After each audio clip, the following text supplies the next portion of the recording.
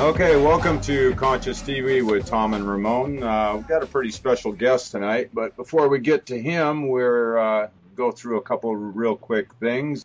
I'll make sure everybody keeps track of my the Emoto rice experiment. There's been some pretty interesting developments on that, so pop over to the website and check that out. I think I'm on day 31 now, and things are really starting to develop there. Also, I'd like to remind everybody that we do take donations. We do this out of our own pockets, and anything that anybody can drop our way is greatly appreciated. So, Ramon, you got anything else on that end of it? That's pretty much it on that end of it, but we have an amazing guest, and I would like to start off, before I read his bio, I would like to say I would call this man the man with the huge spotlight. He's just shining light on everything. He's called by Wired magazine an authority on hermetic and alchemical traditions and erudite conspiracy hunter. Jay Weidner is a renowned author, filmmaker, and hermetic scholar, considered to be a modern-day Indiana Jones for his ongoing worldwide quest to find clues to mankind's spiritual destiny via ancient societies and artifacts. His body of work offers great insight into the circumstances that have led to the current global crisis. He is the producer of the documentary film 2012, The Odyssey, its sequel Timewave 2013, and director of the forthcoming feature documentary Infinity, The Ultimate Trip. Jay, welcome to the show. Hey, thank you for having me on. Infinity is actually out now. You can go to my site at sacredmysteries.com and pick up a copy. It's especially good film for if you know anyone who's I'm about to pass over. So a very uplifting kind of view of what every single one of us has to face. So got a lot of good reviews, and it's my best effort yet. So if you want to really check out something cool, check out Infinity, The Ultimate Trip, new DVD from Sacred Mysteries. I actually got it. It showed up yesterday. I ordered it the other day, and it showed up yesterday, and I watched it last night. It is an actually very, very enlightening show. So, congratulations on that one. So, Jay, we want to kind of lean this towards the theme of our show, which is consciousness. And in your best definition, what is consciousness? Consciousness is self-awareness. So it's when you're, Narcissus was the Greek god who stared down into the pond and saw his own reflection and fell in love with it. Well, consciousness is being aware that you are a sentient being. It isn't. Animals have degrees of consciousness, but only humans have the ultra consciousness, and we've been gifted with that because we are parts of a living planet named Sophia, and we are the way she thinks. We are the way that she processes information. And so consciousness is also the planet becoming aware, self-aware. And that is what we are in the middle of right now. We are neurons inside the mind of the goddess Sophia, the living planet of the earth, Gaia, whatever you want to call her. And when we talk and communicate, we are that is the synapses inside the mind of, or the consciousness of Sophia as she grows towards self-awareness. And we're in the birth of this thing right now. We're in the birth of Sophia, the planet, actually gaining total and complete consciousness. And at that point, she will turn into a kind of a meta-dimensional being, of which will be completely different from anything we can even imagine. And we're on the cusp of this, or we're going to fail. And Sophia's tried many times now to get to consciousness, and she's failed several times. But this time she's added a few booster rockets to her assault on the alien forces which seek to stop her from reaching consciousness. And the internet is one of them, and that's why I do radio shows and TV shows and things, and do out my own DVDs, is because we have a lot of I don't want to use the term weapons, but I do like martial arts, so I'll say a lot of chops and a lot of kicks left in it, and we can get rid of the things that are dragging us down, that are making us not aware, and we shouldn't really worry about converting unaware people to awareness. I think that's just really a waste of time. I think what you have to do is you have to encourage the aware to become more aware. And because it's the cutting edge people that are going to be the ones that define this reality, and this is where Sophia and the Earth is really, that's what she's interested in. She's interested on the cutting edge. When we learn something, she learns it. When we see her beauty, she sees her beauty. When we look at a picture of her from outer space, take a picture of her from outer space and look at her through our eyes, she sees her beauty for the first time. And this is the collective consciousness that's emerging right now, and will continue now, because we're now past the threshold. Thank God, and or maybe I should say thank Goddess, and we're moving now towards this mass consciousness where I don't know what's going to happen. Will we turn into a single entity? I don't know what Sophia has in mind for us as we pass through the barrier of space and time and move into this next meta-dimensional place. But the more conscious we become, the more self-aware we become, the more aware we become of everything, and the more it seems to turn on more neurons and to create more synapses inside the brain. And each brain is, a neuron inside her consciousness. So there's a fundamental thing going on here, and where it ends is up for grabs, and that's why I think we all need to be fighting for it, because it's that important.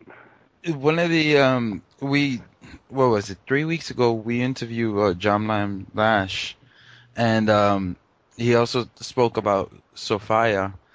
My question to you is: did you ever experience what he called the light substance? The organic light. Yeah, organic light. Yeah, well, the organic light is in order to understand all this, you have to understand alchemy, and in order to understand alchemy, you have to understand that there's an interaction going on between two different aspects of Sophia.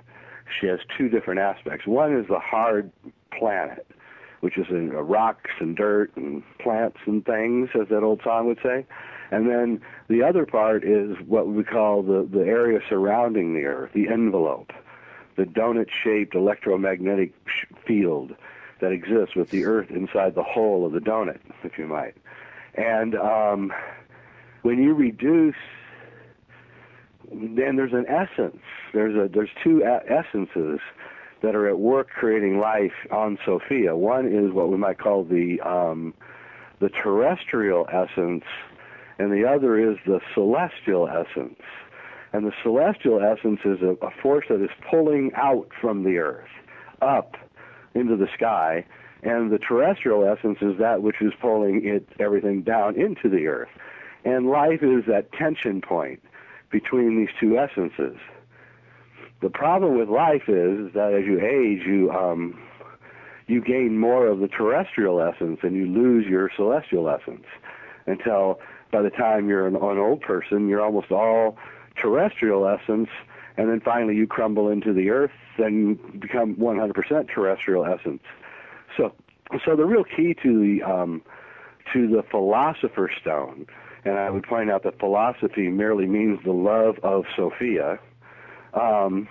The magic of the Philosopher's Stone is that someone a long time ago figured out how to grab the celestial influence or particle or charge, because it's really more of a charge than a particle or a wave. It's really electromagnetic, but I don't want to get into that because it's too complicated. And so as we go through the yugas or the ages, we get denser and denser, and the Earth gets denser and denser because the electromagnetic field of the Earth is growing denser, and our lives get shorter, and we're more unhealthy, and we get more stupid, and that's what's going on now. And so it becomes of most revolutionary importance to take as much of the celestial influence as you possibly can. And as you age, it'll become even more important. And you can do that with, Taoism, and with the Qigong, and with yoga, and with hiking up mountains. That's why mountains feel so good, because you're up around the celestial charge with less of the terrestrial charge.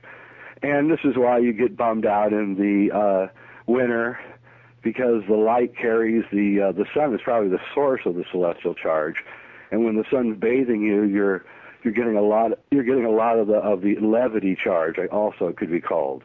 It causes things to levitate, and so the magic of what's going on right now is that Sophia, as my friend John likes to call her, which is actually more correct, because Phi is, of course, the way that she works her magic in nature. So what she has done here is the anti-Sophia forces, the archons, are keeping Sophia on life support at the internal care, intensive care unit, and they just want to suck off her energy, and that's it. They aren't really interested in her achieving consciousness or self-awareness or any of that. All they like is her energy, i.e. her forest, her fish, her water, her everything is devouring it. And this is a necessary part of the awakening of Sophia, but what is the most integral part of the awakening of Sophia is that we take command of the situation and say, no more. And we realize who we are and where we're living and what she is. And then we refuse to live in the world of the archons. And that's really the only thing left. And practicing alchemy and gathering up those essences, these celestial essences, and taking them will give us a great advantage, because our aging will slow down, and we'll be able to live a long, long time, and outsmart the people who aren't taking the essences. So the revolution that's going on right now via the internet and shows like this is that the great secret of how you gather up these celestial essences and how you take them is about to be released. And when that happens, all bets are off. It'll be the end of civilization, because you won't need doctors. You won't need any of it. You won't want it. And those that take it, that want it, are going to be very unhappy people, because they're going to be trapped in a world of such a high vibration that they're just going to crack apart, because the secret protects itself. And so here we are at the cusp of the full awakening of Sophia, where even the most innermost secrets are released, and Sophia becomes aware of everything. She isn't even aware that there was a new world order until we realized that there was a conspiracy. You understand how that works? Yeah, absolutely. Yeah. So she doesn't get it until enough neurons turn on, right? So she gets it, right? And so this is what's going on all over the place, is we're awakening with consciousness and self-awareness, and her neurons are turning on. And so right now we're at the cusp of this thing where we could overwhelm we could be in control of the consciousness of Sophia, to help her get rid of the things that are hurting and help us get to where we need to get to. And one of the ways is alchemy, a return to nature religions, and complete turning off of the industrial complex that has ruled our lives for so long. And we need to get rid of it. And the only way to get rid of it is to just walk away from it. I'm seeing more. And that's what I'm encouraging. I'm seeing more and more people it's exponentially right now. The people are quote unquote, waking up and really starting to ask those questions.